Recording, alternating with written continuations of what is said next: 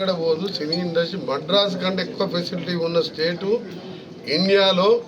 Ramoji film city లాంటి ప్రపంచ స్థాయి సినిమాలు, హాలీవుడ్ సినిమాలు వచ్చి ఇక్కడ షూటింగ్ చేస్తుంటే నువ్వు తరలిపోతున్నాయని అడుగుతుంటే ఇవన్నీ మీరు సోషల్ మీడియా అందుకనే చెప్తున్నాను.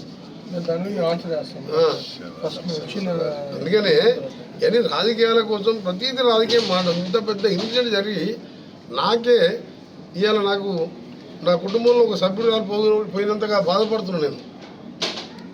ఎందుకంటే ఈ చూసిన తర్వాత ఆ కుటుంబం పరిస్థితి చూసి. అందుకని మీరు దయచేసి ఇండస్ట్రీ, చిత్ర ఇండస్ట్రీ కాదు, ఐటీ కాదు, ఏ కానీ ఈరోజు ఇంకా స్పోర్ట్స్ స్కిల్ యూనివర్సిటీస్ కానీ హైదరాబాదు వరల్డ్లో మేము పోటీ పడుతున్నాం.